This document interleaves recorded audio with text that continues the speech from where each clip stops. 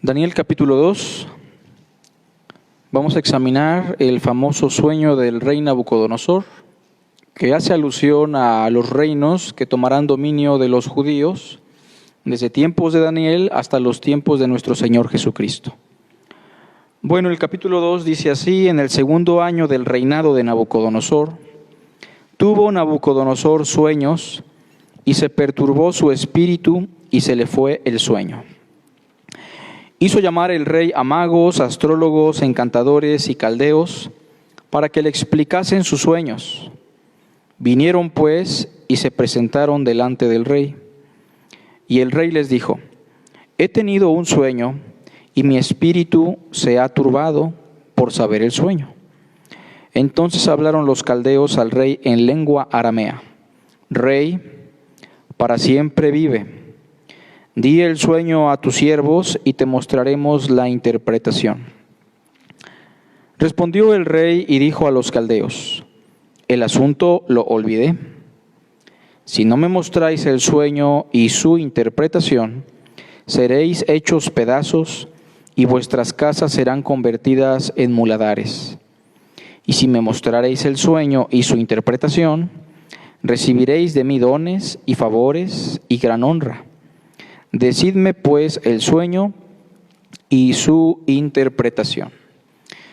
Bueno, recordemos que el libro de Daniel muy probablemente fue escrito en tiempos de Daniel o posterior a la época de Daniel. En la concepción de los eruditos sobre la fecha de este libro hay discrepancia. Sin embargo, nosotros podemos estar seguros que sea cual sea la fecha, este documento es inspirado por Dios y tiene como médula espinal el reino mesiánico del Hijo de Dios. Estamos entonces en el capítulo 2, donde el rey Nabucodonosor, en su segundo año de reinado, tiene un sueño que quiere interpretar, pero hay un pequeño problema. El problema no solamente radica en la interpretación, sino que aparte de todo, se le olvidó lo que él ha soñado. Entonces el rey Nabucodonosor pide a los sabios, a los caldeos, a los astrólogos y a los magos de Babilonia que le interpreten su sueño, y de ser así, los va a llenar de favores, de honra y de gloria en todo su imperio. Pero de no poder hacerlo, todos aquellos que practiquen la magia, la astrología y las ciencias de los caldeos van a ser exterminados. En consecuencia, si nosotros recordamos que en el capítulo 1, los jóvenes deportados de Judá, Daniel y sus amigos, fueron ya adiestrados en las materias de la alquimia, la astrología de los caldeos, esto significa entonces que no solamente los sabios de Babilonia van a morir, sino que también Daniel y sus amigos están expuestos al peligro. Lo que hace Daniel de manera muy rápida es examinar cuál es el asunto por el cual se está proclamando este edicto. Esto aparece en el verso 15, cuando le dice al capitán del rey: ¿cuál es la causa de que este edicto se publique de parte del rey tan apresuradamente? Daniel, con mucha prudencia y sabiduría, con respeto, examina y pregunta cuál es el origen de esta situación tan complicada. En segundo lugar, lo que Daniel hace es ganar tiempo en un acto de fe, porque en el versículo 16 Daniel entra y le pide al rey Nabucodonosor que le dé tiempo y le asegura que él le va a dar la interpretación. Eso significa que por una parte Daniel sí está teniendo consideración con respecto al tiempo para buscar en oración al Señor, pero en un acto de fe le asegura al rey Nabucodonosor que él le va a dar la interpretación. Obviamente, esto no teniendo como fundamento su propia seguridad, sino las promesas del Dios de sus padres. En tercer lugar, lo que Daniel hace es buscar a aquellos jóvenes que también fueron deportados con él, Ananías, Misael, Azarías y a todos los demás jóvenes, sus compañeros, en el verso 17, para que en el verso 18 ellos pidan misericordias al Dios del cielo, con la finalidad de que Dios les revele este misterio y puedan ser exentos de la sentencia que ha promulgado el rey Nabucodonosor. En cuarto lugar, cuando Dios ya le revela a Daniel el misterio del sueño y su interpretación, Daniel alaba a Dios diciendo en el versículo 20, «Sea bendito el nombre de Dios por todos los siglos, porque suyos son el poder y la sabiduría. Él muda los tiempos y las edades, quita reyes y pone reyes. Él da la sabiduría a los sabios y la ciencia a los entendidos». Termina en un acto de alabanza que es un fruto de labios a la gloria y al nombre de Dios. Y ya entonces, entrando en presencia del rey Nabucodonosor, en el versículo 31, le dice lo siguiente: «Tú, oh rey, veías, y he aquí una gran imagen. Esta imagen, que era muy grande y cuya gloria era muy sublime, estaba en pie delante de ti, y su aspecto era terrible». Entonces ya tenemos de antemano que el sueño es una imagen. Pero ahora Daniel la va a describir de manera muy precisa. Verso 32. «La cabeza de esta imagen era de oro fino, su pecho y sus brazos de plata, su vientre y sus muslos de bronce, sus piernas de hierro, sus pies en parte de hierro y en parte de barro cocido. Estabas mirando hasta que una piedra fue cortada, no con mano, e hirió a la imagen en sus pies de hierro y de barro cocido, y los desmenuzó. Entonces fueron desmenuzados también el hierro, el barro cocido, el bronce, la plata y el oro, y fueron como tamo de las eras del verano, y se los llevó el viento sin que de ellos quedara rastro alguno. Mas la piedra que hirió a la imagen fue hecha un gran monte que llenó toda la tierra». Hay dos principios inflexibles para poder interpretar los documentos de naturaleza apocalíptica. En el canon bíblico nosotros tenemos al menos 3 documentos que son de naturaleza apocalíptica. El primero sería el libro de Daniel, específicamente del capítulo 7 en adelante. El segundo sería el libro de Zacarías, que en su totalidad es completamente apocalíptico. Y el tercero sería el Apocalipsis de Juan en el Nuevo Testamento. Este tipo de literatura se desarrolla dentro del judaísmo en un lapso de 300 años, 150 años de Cristo, 150 después de Cristo, donde no solamente los judíos van a participar, sino también los cristianos. Bueno, este binomio inflexible, que es esencial para poder interpretar este tipo de literatura, es el siguiente. Primero, debemos interpretar el texto a la luz de su contexto inmediato. Lo que nosotros acabamos de leer es simplemente el sueño del rey Nabucodonosor, en donde esta imagen está fragmentada por diferentes metales que se van degradando de acuerdo a la secuencia. Pero más adelante, en el mismo contexto, se nos va a explicar la interpretación de cada uno de estos símbolos. Pero otra regla inflexible que debemos tomar como principio de interpretación es entender que lo que muchas veces se explica en un pasaje se vuelve a repetir en otro pasaje de manera simétrica y paralela. Esa es una de las características de la literatura apocalíptica judía, que lo que se dijo en el capítulo 2 se va a explicar en el capítulo 7, se va a explicar en el capítulo 8, se va a explicar en el capítulo 11. La amplificación va a ser gradual, progresiva, y los detalles de cada una de estas secciones nos van a ayudar a entender cada vez más y más los símbolos. Sobre todo porque ya hemos dicho que esta literatura se caracteriza por usar símbolos que aparentan una gran complicación. Bueno, tomando esto como una referencia importante, nosotros entonces vamos a leer en el capítulo 7 un paralelo, antes de llegar a la interpretación, un paralelo del capítulo 2. Daniel capítulo 7 es una visión, ya no es un sueño, es una visión que recibe el mismo Daniel. Verso 2.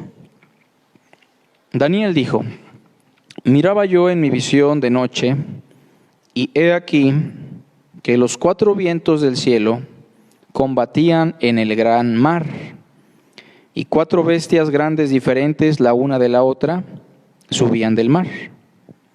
La primera era como león y tenía alas de águila.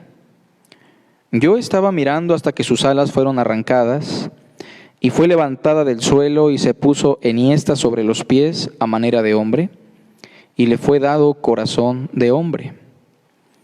He aquí otra segunda bestia semejante a un oso, la cual se alzaba de un costado más que del otro, y tenía en su boca 3 costillas entre los dientes, y le fue dicho así: levántate, devora mucha carne. Después de esto miré, y he aquí otra semejante a un leopardo, con 4 alas de ave en sus espaldas. Tenía también esta bestia 4 cabezas, y le fue dado dominio. Después de esto miraba yo en las visiones de la noche, y he aquí la cuarta bestia, espantosa y terrible, y en gran manera fuerte, la cual tenía unos dientes grandes de hierro, devoraba y desmenuzaba, y las sobras hollaba con sus pies, y era muy diferente de todas las bestias que vi antes de ella, y tenía 10 cuernos. Mientras yo contemplaba los cuernos, he aquí que otro cuerno pequeño salía entre ellos, y delante de él fueron arrancados 3 cuernos de los primeros, y he aquí que este cuerno tenía ojos como de hombre, y una boca que hablaba grandes cosas. Estuve mirando hasta que fueron puestos tronos, y se sentó un anciano de días, cuyo vestido era blanco como la nieve, y el pelo de su cabeza como lana limpia. Su trono llama de fuego, y las ruedas del mismo fuego ardiente. Un río de fuego procedía y salía de delante de él. Millares de millares le servían, y millones de millones asistían delante de él. El juez se sentó y los libros fueron abiertos. Vamos a pasar hasta el verso 13. Miraba yo en la visión de la noche, y he aquí con las nubes del cielo venía uno como un hijo de hombre, que vino hasta el anciano de días, y le hicieron acercarse delante de él. Y le fue dado dominio, gloria y reino, para que todos los pueblos, naciones y lenguas le sirvieran. Su dominio es dominio eterno, que nunca pasará, y su reino uno que no será destruido. Bueno, entonces hemos leído 2 pasajes que en apariencia no tienen ninguna relación, pero nos vamos a dar cuenta que hay una simetría paralela que nos va a ayudar a interpretar el uno con el otro. Bueno, regresando al capítulo 2, vamos a ver la interpretación que el mismo Daniel nos da de los elementos, y es que vamos a encontrar que uno de los elementos va a ser muy claro, pero otros no, y los que no son muy claros se nos van a clarificar con la ayuda de otros paralelos que aparecen en el mismo libro de Daniel. Bueno, vamos a regresar a la imagen que teníamos en el capítulo 2. La interpretación está en el versículo 36. Este es el sueño, también la interpretación de él diremos en presencia del rey. Tú, oh rey, eres rey de reyes, porque el Dios del cielo te ha dado reino, poder, fuerza y majestad.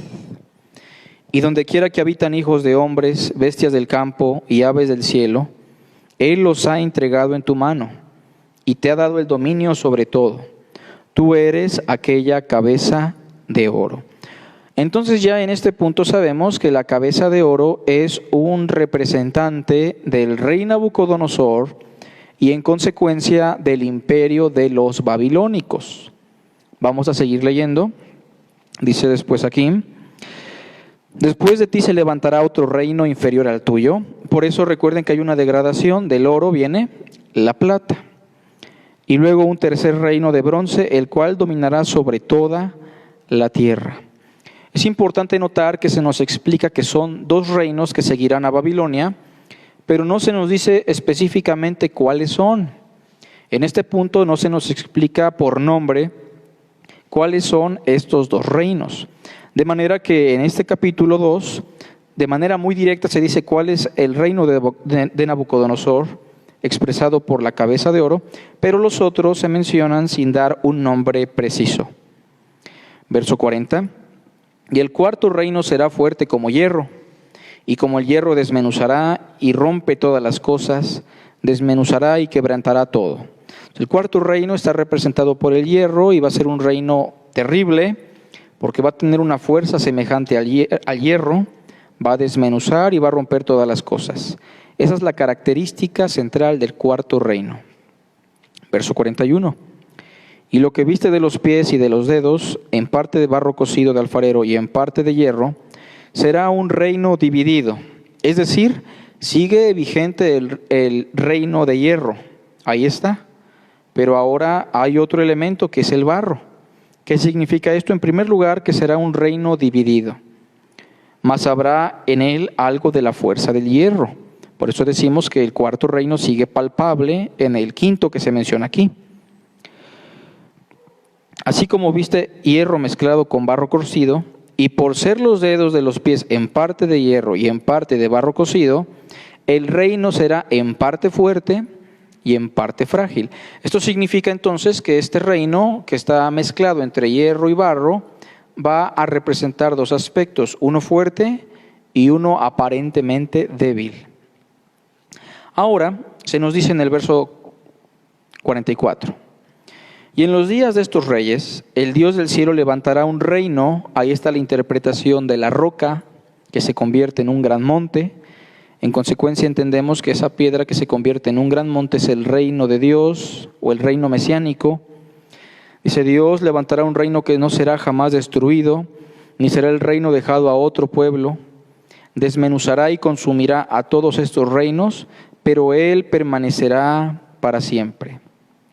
De la manera que viste que del monte fue cortada una piedra no con mano, la cual desmenuzó el hierro, el bronce, el barro, la plata y el oro, el gran Dios ha mostrado al rey lo que ha de acontecer en lo porvenir, y el sueño es verdadero y fiel su interpretación. De manera que aquí en este capítulo tenemos claramente dos de los reinos. Uno es el reino de Nabucodonosor, el reino babilónico, ejemplificado por el oro, y la roca es el símbolo del reino de Dios, simbolizado por esta roca que se convierte en una gran montaña. Los otros reinos que se mencionan, no sabemos por nombre hasta aquí cuáles son, pero los vamos a ir interpretando a la luz del contexto de Daniel y a la luz del contexto de la cronología del pueblo de los judíos. Bueno, en la pizarra nosotros tenemos unas secciones que están buscando explicar lo que he mencionado. Aquí tenemos el oro, tenemos la plata, el bronce, el hierro mezclado con barro que ya hemos mencionado, y la roca. Cuando nosotros leímos el capítulo 7 de Daniel, hemos notado que paralelamente se da una secuencia igual, una secuencia simétrica que nos está indicando que lo que se está explicando en el capítulo 7 es una amplificación de lo que aparece en el capítulo 2.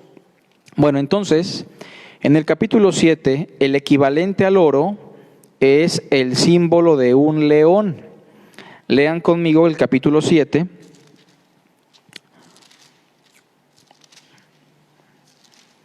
Versículo 4. La primera dice que era como león.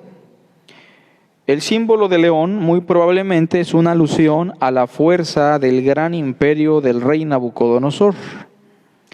Pero dice que tenía alas de águila. No es un imperio fuerte nada más. Es un imperio que se caracterizó por expandirse rápidamente por toda la media luna fértil de Mesopotamia. De manera que aparte de ser un reino fuerte, es un reino rápido en extensión. Así que de manera muy particular, la cabeza de oro es un paralelo al león con alas. Y noten cómo hay una alusión muy directa al rey Nabucodonosor cuando dice: yo estaba mirando hasta que sus alas fueron arrancadas, y fue levantada del suelo y se puso enhiesta sobre los pies a manera de hombre, y le fue dado corazón de hombre. Esta es una alusión muy probable a la experiencia que vivió el rey Nabucodonosor cuando perdió los pies del suelo y empezó a pensar que su reino lo había logrado a su manera por sus propias fuerzas. Cuando llega al punto más grande de su soberbia, Dios lo humilla por 7 tiempos, lo deja en un estado de demencia para que recapacite, y al final de estos 7 tiempos, él va a reconocer que todo esto ha provenido de Dios y tiene su origen en Dios. De manera que León es un paralelo directo de lo que sería la cabeza de oro. Bueno, entonces, la segunda bestia que se menciona en el capítulo 7 es un leopardo. Un leopardo que aparte tiene 4 alas. Imagínense lo que está queriendo representar. Si de por sí el leopardo es rápido, tiene una gran velocidad. Perdón, estamos hablando de la segunda bestia, que es un oso, ¿verdad? Versículo 5. La segunda bestia es un oso que tiene una característica muy peculiar. Se dice que este oso se alzaba de un costado más que del otro. En otras palabras, este reino que está siendo paralelo con la plata tiene un desbalance o un desequilibrio. Por eso la idea de que el oso se levanta de un lado más que del otro. Otra cosa interesante que se menciona en el versículo 5 sobre este animal, sobre esta bestia, es que aparte en su boca tiene 3 costillas entre los dientes. Esto va a ser importante porque más adelante vamos a entender cuáles son esas 3 costillas. Hasta aquí otra vez no se nos dice directamente cuál es el imperio o el reino simbolizado por el oso, pero la característica es que tiene un desequilibrio, un desbalance. La tercera bestia es entonces ya el leopardo que estábamos mencionando, que está representando la velocidad. Aunado a esto tiene 4 alas que lo hacen muy pero muy rápido. Va a ser una característica que vamos a tomar más adelante con los paralelos. Y que tiene 4 cabezas. Es importante recordar eso, 4 cabezas. La cuarta bestia es entonces una cuarta bestia terrible, espantosa, que desmenuza y devora. Y si recuerdan, los pies de hierro tienen esa misma cualidad: desmenuzar, destruir, romper, quebrar. De manera que tenemos los paralelos aquí en la pizarra. El león con el oro, que ya sabemos que es el reino de los babilonios, lo tenemos al final. La plata es un equivalente al oso. Hay un desequilibrio aquí. Más adelante explicaremos por qué son los medo-persa. El bronce y el leopardo son también un paralelo, y el hierro con la cuarta bestia son también un paralelo que están reflejando la misma idea. Pero en el capítulo 12 nos dice que el hierro sigue vivo en otro aspecto, combinado con barro.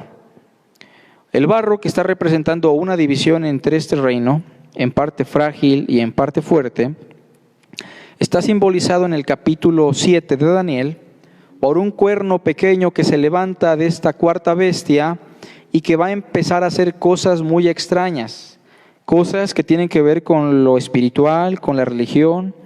Se va a promover una persecución, de manera que el barro con hierro mezclado son un paralelo directo al cuerno pequeño. Y la roca que aparece en el capítulo 2, que sabemos que es un símbolo del reino mesiánico, en el capítulo 7 se representa por un anciano de días que le entrega el reino a un hijo de hombre, el cual toma dominio sobre toda lengua, pueblo, tribu, nación, etc. Bueno, entonces ahorita quedémonos con esto, recordemos los elementos, y ahora vamos a leer una tercera sección en el capítulo 8 de Daniel. Ahí se va a amplificar más este asunto y lo vamos a entender bastante. Capítulo 8 de Daniel, versículo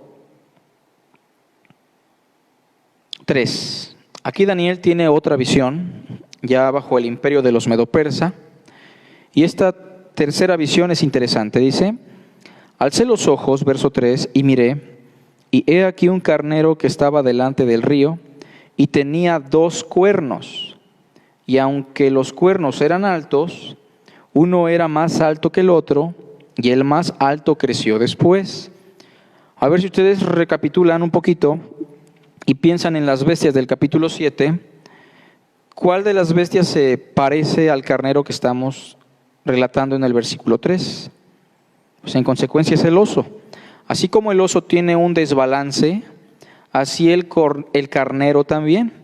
El carnero tiene 2 cuernos, de los cuales uno se levanta más que el otro, el oso tiene un desequilibrio, un costado se levanta más que el otro. Entonces vean cómo el paralelo está aludiendo al mismo reino. Versículo 4. Vi que el carnero hería con los cuernos al poniente, al norte y al sur, y que ninguna bestia podía parar delante de él, ni había quien escapase de su poder, y hacía conforme a su voluntad, y se engrandecía. Noten que este carnero, aparte de tener el mismo desequilibrio o la desproporción que tiene el oso, se dice que este carnero va a atacar 3 puntos importantes.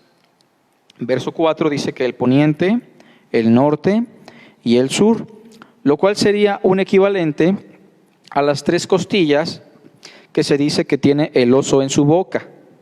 En otras palabras, este imperio que está simbolizado por plata en el 2, oso en el 7 y carnero en el capítulo 8, va a dominar 3 puntos cardinales del mundo antiguo de Mesopotamia. Eso es en referencia a los medo-persa, pero ahorita lo vamos a ver en el texto bíblico. Posteriormente, en el capítulo 8, se nos habla de un macho cabrío en el versículo 5. Mientras yo consideraba esto, he aquí un macho cabrío venía del lado del poniente sobre la faz de toda la tierra, sin tocar tierra. Y aquel macho cabrío tenía un cuerno notable entre sus ojos. Noten que este macho cabrío tiene un paralelismo directo con el capítulo 2 cuando se habla de el bronce, porque dice que el bronce será un reino que dominará sobre toda la tierra. Lo mismo que se dice en el capítulo 8 del macho cabrío. Verso 6, vino hasta el carnero de 2 cuernos que yo había visto en la ribera del río y corrió contra él con la furia de su fuerza. Y lo vi que llegó junto al carnero y se levantó contra él y lo hirió y le quebró sus 2 cuernos. Y el carnero no tenía fuerzas para pararse delante de él. Lo derribó por tanto en tierra y lo pisoteó y no hubo quien librase al carnero de su poder. Entonces el macho cabrío acaba con el carnero de 2 cuernos y entonces este imperio sustituye al imperio de los medo-persa, que más adelante dije voy a explicar. En el verso 8 dice, y el macho cabrío se engrandeció sobremanera, pero estando en su mayor fuerza, aquel gran cuerno fue quebrado. Y en su lugar salieron otros 4 cuernos notables hacia los 4 vientos del cielo. Recuerden que el leopardo tenía 4 cabezas y el macho cabrío tiene ahora 4 cuernos, los cuales se van a extender a los 4 puntos cardinales del imperio, que sería, pues para decirlo ya, el imperio de los griegos, que inicia en el 332. Entonces vean cómo hay un paralelismo, pero ya en el capítulo 8 sí se nos va a explicar lo que no se nos explicó en el capítulo 2 y en el capítulo 7. Vean por favor, más adelante, en el capítulo 8 se nos explica en el versículo 18 la visión que Daniel no podía entender. Dice, mientras él hablaba conmigo, caí dormido en tierra sobre mi rostro, y él me tocó y me hizo estar en pie. Y dijo, he aquí, yo te enseñaré lo que ha de venir al fin de la ira, porque esto es para el tiempo del fin. En cuanto al carnero que viste que tenía 2 cuernos, verso 20, ahí lo voy a explicar ya, estos son los reyes de Media y de Persia. Entonces queda muy claro que tanto la plata, como el oso que tiene un desbalance, como el carnero que tiene 2 cuernos diferentes en tamaño, son un imperio que está alianzado. Es la alianza del imperio medo-persa que tenemos acá, que inicia en el año 539 a.C. Este va a ser el imperio más feroz, por eso simbolizado por un oso, porque aunque no tiene la fuerza de león, tiene la ferocidad de un oso, y va a acabar con el imperio de los babilónicos. Entonces, los babilónicos empiezan en el 605, pero llega a la alianza de los medo-persa en el 539 y se van a consolidar como el imperio más prolongado en la etapa del cautiverio.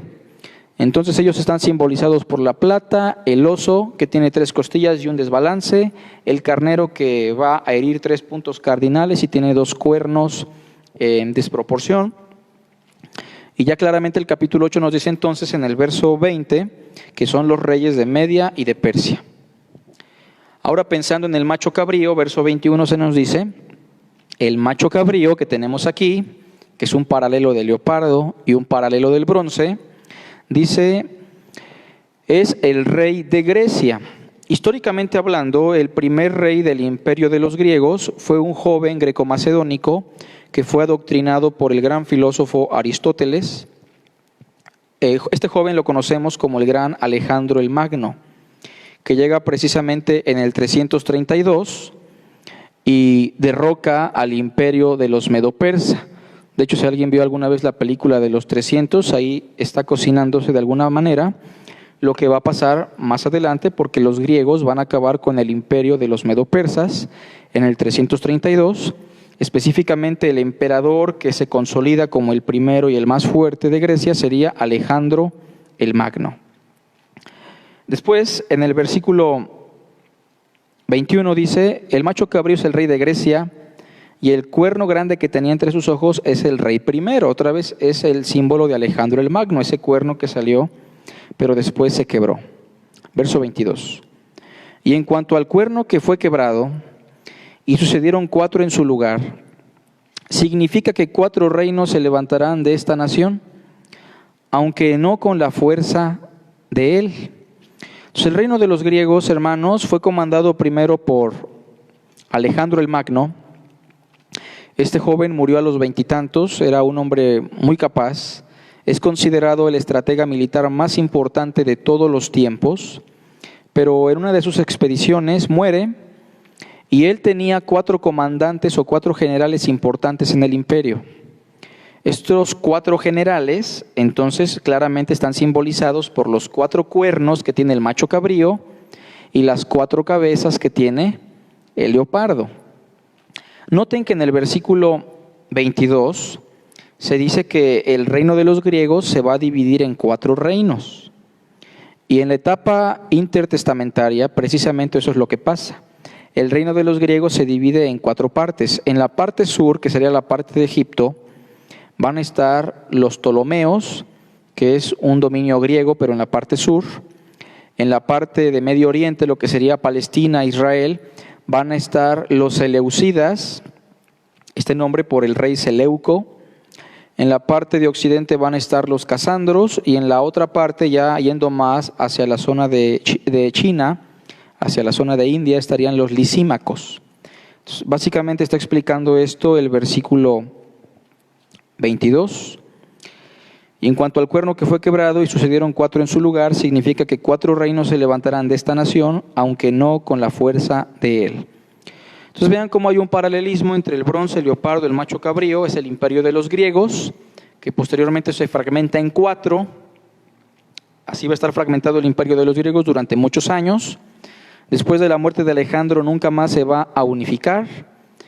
Pero entonces tenemos en el capítulo 2 la visión del hierro, las piernas de hierro que son muy fuertes, desmenuzan, quebrantan, rompen. Una cuarta bestia terrible y espantosa que desmenuza, lo mismo rompe y quebranta, es peor que todas estas. No tiene un paralelo en el capítulo 8, pero por la cronología del dominio de los imperios sobre el pueblo judío, sabemos que es una referencia al pueblo romano que va a iniciar su dominio en el año 63 a.C., comandado por Octavio Augusto, el emperador más prominente de los romanos. Bueno, esta cuarta bestia, hermanos, que es un símbolo del hierro y un símbolo del imperio romano, va a aparecer en el capítulo 13 de Apocalipsis. Ya no lo puse en la pizarra, pero es importante que ustedes noten que en Apocalipsis capítulo 13 se va a hablar de una bestia espantosa y terrible, a la cual el dragón le entrega todo su poder. ¿Se acuerdan? Bueno, esta bestia que aparece en el capítulo 13 dice, era semejante al oso, era semejante al león y al leopardo. Sin duda, no se refiere ni a Babilonia, ni a los medo-persas, ni a los griegos. Lo que está diciendo es que este imperio, el imperio romano en tiempos de Juan, cuando se escribe el Apocalipsis, posee todas las cualidades que poseían los otros imperios. Por eso es más fuerte, por eso es más rápida, por eso es más prominente. Por eso Daniel queda espantado por esa visión. porque sin duda alguna el imperio romano fue más poderoso en conjunto con los otros imperios que acabamos de mencionar. Ahora bien, el punto es que después de que el imperio romano hace su aparición en el año 63, hay un elemento importante que los romanos van a empezar a utilizar. No sé si recuerden, hermanos, que en el capítulo 13, cuando se habla de una primer bestia, se dice que esta bestia es terrible, hace persecución en contra de los santos y los mata. La gente dice, ¿quién como la bestia? En el capítulo 13. Vamos a verlo.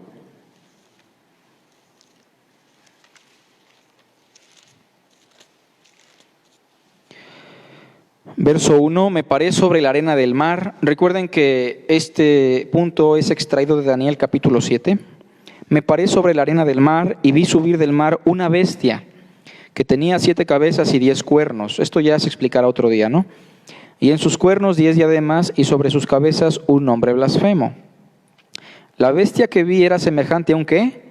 A un leopardo, o sea que posee la velocidad de conquista que poseían los griegos. ¿Qué más? Sus pies como de oso, o sea que también posee la ferocidad que poseían los medo-persa. Después dice, y su boca como boca de león, o sea que también posee la fortaleza que poseían los babilónicos. Bueno, ¿quién es esta bestia? Es nada más y nada menos que la cuarta bestia espantosa y terrible que no se describe a detalle en Daniel capítulo 7, pero que para el tiempo de Juan era sin duda alguna el imperio romano, quien va a durar muchos más años que los otros, va a tener todas estas virtudes enclaustradas en un solo imperio. En el verso 2 dice que la bestia tiene estos 3 elementos, pero al final dice, y el dragón le dio su poder y su trono y grande autoridad. O sea que detrás de este imperio, el imperio romano, hay una influencia directamente ¿de quién? Pues del mismo diablo, ¿no? El dragón es un símbolo de Satanás en Apocalipsis 12. Seguimos leyendo, porque se dice en el verso 4 que adoraron al dragón que había dado autoridad a la bestia y adoraron a la bestia, diciendo, ¿quién como la bestia en Apocalipsis 13? ¿Y quién podrá luchar contra ella? Verso 5, también se le dio boca que hablaba grandes cosas y blasfemias, y se le dio autoridad para actuar 42 meses. Y abrió su boca en blasfemias contra Dios para blasfemar de su nombre y de su tabernáculo y de los que moran en el cielo. Si ustedes analizan Daniel capítulo 7, el personaje que hace esto es el cuerno pequeño, ¿se acuerdan? Ese cuerno pequeño que emerge de la bestia espantosa y terrible que va a hablar cosas en contra de Dios y que va a perseguir también a los santos. Bueno, posteriormente se habla de una segunda bestia en el verso 11, en el mismo capítulo 13. Después vi otra bestia que subía de la tierra y tenía 2 cuernos semejantes a los de un cordero. Fíjense, hermanos, que esta segunda bestia, que precisamente surge de la primer bestia, así como el hierro tiene que ver con el barro, y así como la cuarta bestia surge el cuerno pequeño, esta segunda bestia tiene una apariencia muy peculiar, porque tiene cuernos como de cordero. En los símbolos apocalípticos, los cuernos siempre van a representar el poderío del imperio o de un reino. Pero cuando pensamos en los cuernos de un cordero, hermanos, ¿realmente esto nos impacta? ¿Realmente los cuernos de un corderito son imponentes? La realidad es que no. A nadie le espantan los cuernos de un cordero. No digo que no puedan lastimar a alguien, pero en definitiva los cuernos de un borrego, de un corderito, no tienen ningún impacto, no tienen ningún espanto para aquellas personas que lo ven. Pero vean en dónde radica su poder según el verso 11. Pero cuando habla, ¿qué dice? Habla como ¿qué? Como dragón. O sea que el poder de esta segunda bestia radica en su ¿qué? En su palabra, en su predicación. En los paralelos de Apocalipsis es llamado el falso profeta. Entonces vean que el paralelo es muy claro, hermanos. Apocalipsis 13 nos habla del imperio romano dividido en 2 bestias. Un poder militar y un poder religioso. Esto está ejemplificado aquí, cuando se dice que el hierro sigue vivo, el poder militar o imperial, y ahora hay barro, hay cierta debilidad, en parte fuerte y en parte débil. Cuando habla como dragón, pero tiene cuernos de cordero. El cuerno pequeño que surge de la cuarta bestia, en Daniel capítulo 7, si lo quieren buscar, se dice que es el cuerno número 11.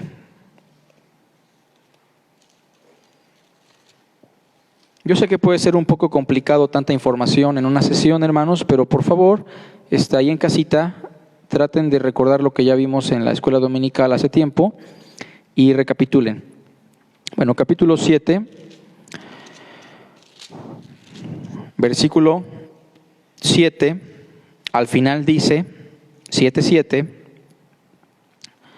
que esta bestia tenía 10 cuernos. Mientras yo contemplaba, verso 8, los cuernos, he aquí que otro cuerno pequeño salía entre ellos, y delante de él fueron arrancados 3 cuernos de los primeros. Y he aquí que este cuerno tenía ojos como de hombre, y una boca que hablaba grandes cosas. Vean, cuando habla como dragón. La misma idea de la bestia que hablaba grandes cosas en contra de Dios. Pero tenemos 11 cuernos en total. Este cuerno pequeño es considerado el número 11. Más adelante dice el versículo 15. Se me turbó el espíritu a mí, Daniel, en medio de mi cuerpo, y las visiones de mi cabeza me asombraron. Me acerqué a uno de los que asistían y le pregunté la verdad acerca de todo esto. Y me habló y me hizo conocer la interpretación de las cosas. Aquí lo va a explicar Daniel. Estas 4 grandes bestias son 4 reyes que se levantarán en la tierra, por no decir reinos, hermanos. Ahora, notemos más abajo, 19. Entonces tuve deseo de saber la verdad acerca de la cuarta bestia, que era tan diferente de todas las otras, espantosa en gran manera, que tenía dientes de hierro y uñas de bronce, que devoraba y desmenuzaba, y las sobras hollaba con sus pies. Asimismo, acerca de los 10 cuernos que tenía en su cabeza, y del otro que le había salido, delante del cual habían caído 3. Y este mismo cuerno tenía ojos y boca que hablaba grandes cosas, y parecía más grande que sus compañeros. Y veía yo que este cuerno hacía guerra contra los santos y los vencía, hasta que vino el anciano de días y dio el juicio a los santos del Altísimo, y llegó el tiempo y los santos recibieron el reino. Dijo así: la cuarta bestia será un cuarto reino en la tierra, o sea, el imperio romano, por lo que ya dijimos, el cual será diferente de todos los otros reinos, y a toda la tierra devorará, trillará y despedazará. Y los 10 cuernos significan que de aquel reino se levantarán 10 reyes. Bueno, aquí tenemos entonces que los 10 cuernos son 10 reyes. Vamos a hacer un conteo de los reyes del Imperio Romano.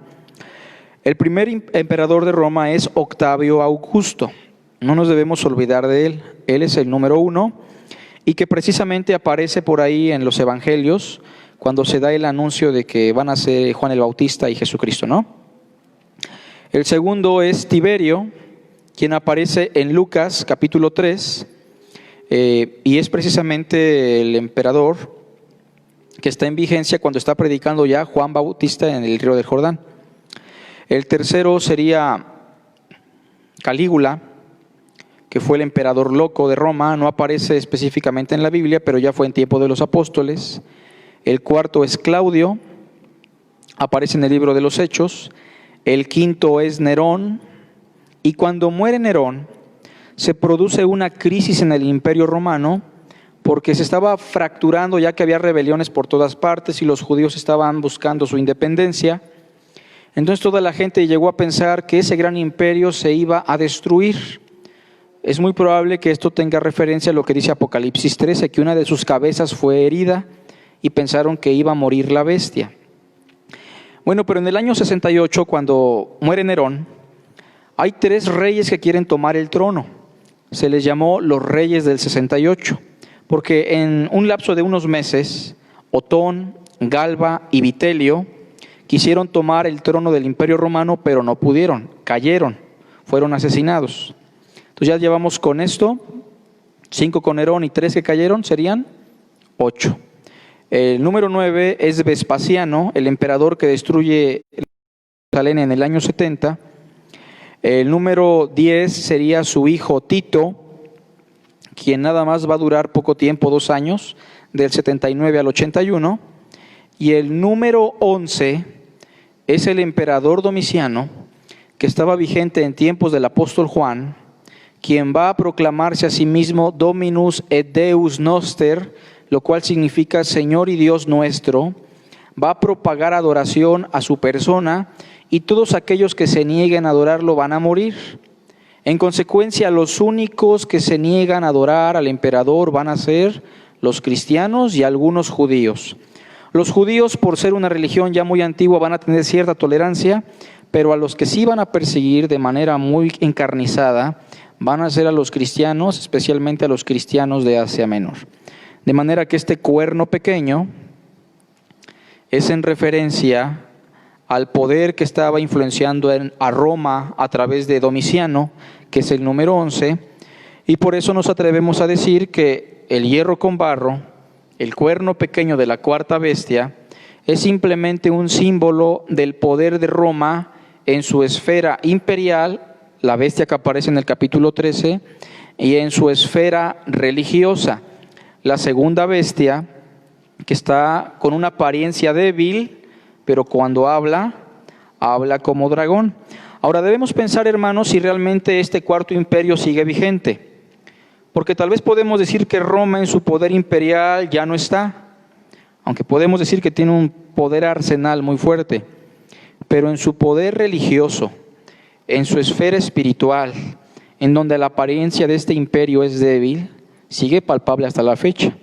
Y yo me atrevo a decir que es una alusión al catolicismo romano, que desde tiempos de Domiciano aprovechó la adoración al emperador, la cual se va a consolidar en el 325 con Constantino. Se le va a proclamar en el concilio de Nicea como el obispo de los obispos, y ya en la época del medioevo el poder de Roma se va a tornar totalmente a la esfera religiosa, en donde todos los que vivan en la época medieval tienen que vivir subyugados bajo el poder del catolicismo romano. Y bueno, aunque llega la Reforma Protestante en 1517, este poder religioso sigue palpable hasta la fecha y hasta que Cristo venga. De manera que este es un panorama de lo que serían los reinos que van a tener dominio sobre los judíos, y especialmente hablando del cuarto, que es el reino de los romanos, pues llega a tener una relevancia hasta nuestro tiempo, ¿no? Aquí pusimos las fechas: el 605 para los caldeos o los babilonios, inician los medo-persas en el 539 aproximadamente, los griegos en el 332 con Alejandro el Magno, los romanos llegan en el 63 a tomar dominio sobre todo el mundo conocido en el Mediterráneo, y el cuerno pequeño y el barro, que son un símbolo del poder imperial religioso, 2 esferas en un mismo imperio. Yo sugiero que es en el año 96, pero le pongo signos de interrogación porque es una sugerencia, ¿no? Pongo el año 96 porque es el año en el cual Domiciano se proclama aproximadamente Dominus et Deus Noster, y es entonces que empieza a propagarse un poder religioso que va a empezar a hostigar a los cristianos, ¿no? Y por último, hermanos, la roca. El Hijo del Hombre es un símbolo del reino mesiánico. Aquí hay que señalar que al principio se menciona como una roca, porque cuando llegue el reino de Dios, en las enseñanzas de Cristo, es como una semilla de mostaza. Una semilla que a medida que avanza se va haciendo cada vez más grande hasta que llega a ser un gran árbol donde las aves hacen su nido. Lo mismo tiene que ver con Daniel capítulo 2. Cuando llega la roca, que es el reino de Dios, en su momento no llega con todo su esplendor o toda su plenitud, pero llega a ser un gran monte que llena toda la tierra. De manera que está hablando del reino de Dios en su desarrollo. El reino de Dios ya está entre nosotros, se está desarrollando, pero llegará a su plenitud de tal forma que todos los reinos que ya mencionamos aquí, empezando por este que sigue palpable, van a ser destruidos uno por uno cuando Cristo venga por segunda vez. Este es un panorama nada más, hermanos, de lo que sería entonces la explicación del capítulo 2. Ya en su momento vamos a explicar capítulo por capítulo a detalle. Espero que tomen nota en casa y que lo puedan memorizar. Que Dios les bendiga y que tengan buen fin de semana.